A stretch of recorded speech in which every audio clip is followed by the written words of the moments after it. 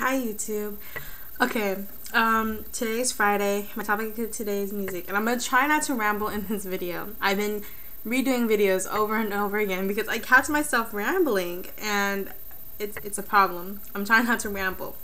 But my topic of today is music, and the reason is I was having this discussion with somebody about music today. And it was actually yesterday. I have a friend who likes to listen to old school rap. He had some years on me. He does. He has some years on me. And I listen to the new stuff. I listen to YG. I listen to Frank Ocean. I listen to Drake, Wayne. I listen to all of that. He listens to stuff that I'm like, who is that? And but that also, I'm not into old school rap. I'm not big on it. I think probably the most I listen to would probably have to be, or the closest to old school rap that I'll get would have to be like DJ Quick, because I'm still young. I'm only 20, so that to me DJ Quick is old. To me Snoop Dogg is old. I listen to some of his new stuff, but I only listen to a tiny bit of his old stuff. Tupac. I listen to Tupac. And I know not many people consider that old school rap, but to me it is. I didn't grow up with it at all. He might have been alive, but I was still young, and my mom didn't let me listen to rap when I was a kid. She made me listen to all that pop stuff. So I was listening to like the boy bands and everything, and we were talking about. He said, that's garbage, you know, what are they rapping about, but everything he played, I was saying, they're talking about the same thing, and if anything, what they're talking about is just as ridiculous, because they're talking about shooting guys, and it was like it was a whole bunch of, like, gangster rap, I guess you could say, and he was like, what is gangster rap? And I'm like, to me, gangster rap is when you talk about being hard, when you talk about when the beat is just so rough, and it's just a manly song, and you talk about killing a guy and getting your money and this and that.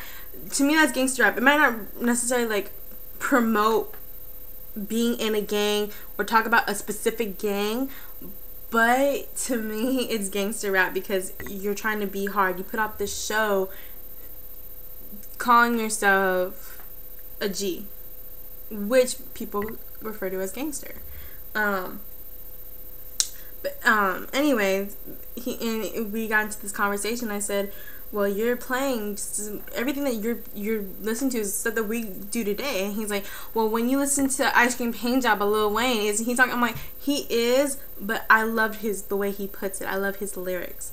That's why I listen to that song. There's some songs that I do listen to that would be considered gangster rap or hard hip hop or hard rap, you know, stuff like that, and I only like it for the lyrics, or I like it for the beat. I don't listen to it for any other reason. I like if I listen, like the song Hustle Hard, I don't know all the words to that song. I only know the chorus, and I only know the hook. That's all I know. I might know a couple words here and there, a couple bars here and there. I really don't know the song, and people are like, well, you listen to that, and I'm like, but I don't know it word for word. If I knew it word for word, that tells you that I listened to it. I only hear it on my phone from time to time, and I play it. Now, that's what I have to say about that. But my whole topic is music over the years. This is what brought me to my topic, which is music over the years. And music over the years is, you know, music over generations, and how everybody always has something to say about the generation after them bringing out music, such as the jerkin music. They still kind of make music today for people who jerk, but it's not as big as it was. It was a little phase. It was a dance that became a phase. But you know what? I give that the generation that brought up jerking, like, they made it into a movement, and that's what I appreciate. And I feel what I have to tell everybody who puts down people who were jerking, there might still be some today. I don't know. I'm not into it. I was into it just as a dance, and I got over it. And you know, if any of the songs I hear, you know, I might jerk from time to time, but honestly, it kept people out of trouble. It really did. You know, and the people talking mess about the clothes, but you know, that kept people out of trouble. They might have been doing a little stuff here and there, but they're not out on the streets doing stuff that they don't need to be doing.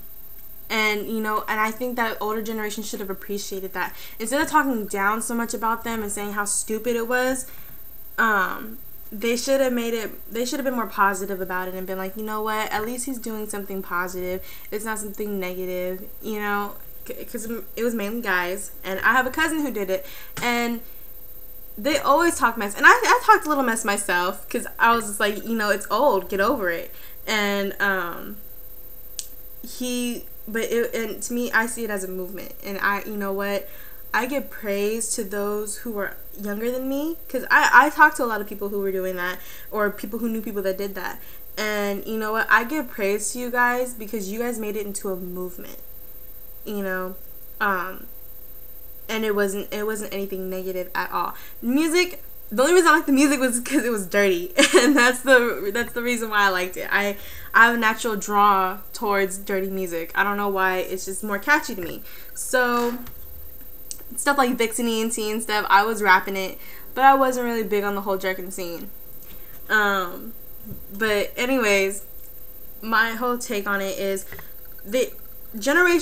older generations talk so negatively about our music today, such as the jerking, which I just said, and then they always try to give us reasons of why it's so grotesque, or why, you know, oh, what are you guys talking about today? Some music, yeah, we ain't talking about a damn thing, but there's some songs, and they're just so negative, they're not talking about anything, and it's like, no, you're not listening to the lyrics.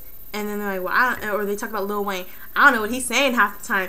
Well, the whole point is we know what he's talking about, because we can hear it. We grew up with him. We know how he raps. We figure it out. And honestly, to all you older generations, our music is basically the same as what you guys have. We're just more in detail. We're more open about the sexual part. And a lot of people say, well, back then they were making love. They weren't having sex with random people.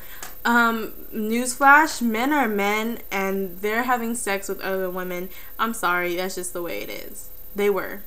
I mean, you know, we learned it from somewhere. Think about it. We learned it from somewhere, and it must have been you guys. We didn't just start having sex with other people just because. So we learned it from somewhere, and I'm blaming older generations for that one. I'm sorry, that was an F up on your part. But yeah, that's that point. And also they say when they say it's making love, like it's music about making love to that one woman, it's not always that. That could have been a good example. I've been told, like, they'll tell you anything to get you in bed. That could be an awesome example of men telling women whatever they want to hear. Marvin Gaye might have been schooling players, saying, hey, you know, tell her this, tell her that. Tell her I want to make you my love, my one, my this, my that. I'm going to make love to you tonight. I'm going to rub your back. I'm going to do this, I'm going to do that. You hit and you leave. Like, honestly, Marvin Gaye could have been the most romantic man on earth, the one man that every woman wanted to be with, or he could have been the biggest player that women thought they wanted to be with. Think about it. Same thing with Trey Songz. I love me some Trey Songz, but hey, he's like the Marvin Gaye of our age. He's making music that, you know, we're just loving, and he's talking about love and holding and making love and all that stuff, but he could be just like the rest and just say, oh, well, you just tell her this, tell her this, tell her this, tell her do this, you'll do this, you'll do that, and it's done. And then talk about profanity, but profanity has been a part of our lives for years. Years. We didn't just bring it out. You guys brought it out first, and we just kind of turned up the volume. You know what I'm saying? So, and half of the people that are older that don't like that music, and they talk, well, all they do is cuss in this. You cuss just as much in your everyday conversation than the music did in 3 minutes. Like, come on. Like, get a grip on reality. So there's more I could say about it. There's more that I could put out there, but you know, I'll say that for like a part 2 to this video, because I really don't want to ramble on it. I don't want it to be that long, which is, it probably already is long. I have no idea. My clock doesn't show until after I play the video. But my question is, music over the years, how do you feel about older generations talking down about the music that we have today?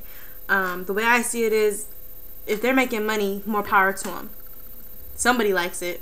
And you know, comment, rate, subscribe, give me a video response, and tell me, you know, what you think. Like, do you feel that